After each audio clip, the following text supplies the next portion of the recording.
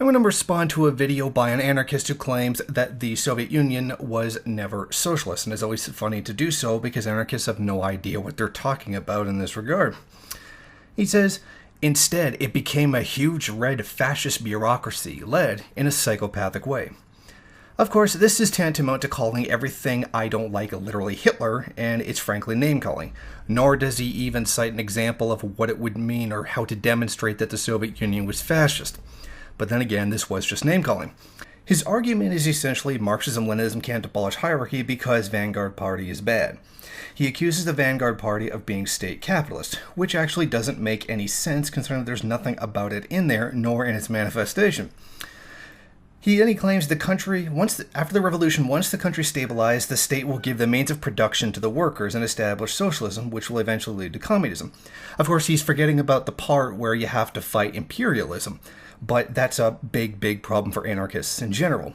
And not to mention the fact that it was not state capitalism, and that's basically a thing that is not socialism. And that's not what the Soviet Union was. Now, this is not what is described in the Vanguard Party. This is a falsehood made up by ANCOMs. The goal is to use the state to build up socialism and then transition towards communism. He criticizes the Vanguard Party, saying being put into a position makes that person have an interest in maintaining that position of authority. In real life, practical application, things do need to be planned. Someone needs to guide these things. They don't magically happen by themselves, as ANCOMs assert. See the economic failures, the complete industrial disorganization that led to the collapse of the anarchists in Spain. Yes, somebody does have to organize things, whether that be a person or a council or whatever. They don't just magically work, as anarchists assert. Of course, people in the Soviet Union could be recalled from their jobs and removed if they do a bad job, which the maker of the video just ignores. He proceeds to claim that they just killed opponents, which is a partial truth. There were actual real reactionaries in the party who needed to be got rid of, and sometimes it was political opportunism. Because, of course, anarchists would never kill somebody who disagreed with them. Like peasant farmers. Now, there's always a struggle over correct or incorrect line. Unless, everything just magically works and everybody just instantly agrees with you, like ANCOMs think everybody will, or anarchists think they will. And they give us for fucking up people's lives. That's what the Soviet Union did. See the anarchist chain gang of peasants and then murdering them, and the sex trafficking of women. Also, it would be helpful to define what fucking up people's lives actually means. It goes on and whines about how propaganda was used. Because everything just magically works and people agree. You don't need to spread ideas or educate people or put forth an idea, because everyone will just magically agree with you in the end because anarchism. Because apparently they don't do propaganda. They just talk and everybody will just therefore instantly agree. And interestingly, it looks like he's almost defending Trotsky in the video a couple times, although I'm not certain that's what he's doing. But when he says we're people being executed for disagreeing with the government, keeps using the image of Trotsky. And then he complains about the Civil War afterwards, people not wanting to cooperate with the anarchists. Gee, I wonder why the government of the Soviet Union didn't want to cooperate with the anarchists. Probably because they screw everything up.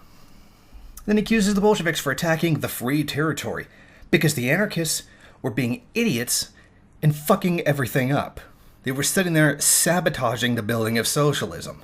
So yeah, they deserve to get stomped. Not to mention the Civil War actually included imperialist forces as well, but we're just going to ignore that part. He says Marxism-Leninism cannot get past the phase of state capitalism, a phase that, doesn't exist. Now he does this over a picture of Mao, who actually got the closest to getting full communism. A large part of it was communes that didn't even have money or even a formal structure. Again, these are only small examples and not the real achievement being made, which is a lot more than what the anarchists are trying to describe. He doesn't even make an argument as to why it can't. He just says it can't be because it's opposed to anarchism. So anarchism, as opposed to what? Anarchism can't achieve anything, literally anything at all. So on what basis can we conclude that anarchism is better? He complains that the party became the new ruling class. Well, yeah, This is a criticism that Mao Zedong made and showed how to combat it. See the document on the struggle against the 3 and 5 evils for an example. So, who fought U.S. imperialism? Not anarchists. In fact, they were actually leaving the back door open for the Nazis by refusing to industrialize in Ukraine. Thanks, assholes. And not to mention, they are now openly allying with the United States in Kurdish territories. So, another good job on that one. And finally, Marx actually advocated the state, and he said so in more than one work, something that these ANCOMs just pretend didn't happen. Thank you for watching. Won't you go ahead, rate, comment, subscribe, and share on various social media. And if you want, you can head over to my Patreon page and show your support. Or you could head over to the MRN bookstore and check out some of the latest books available.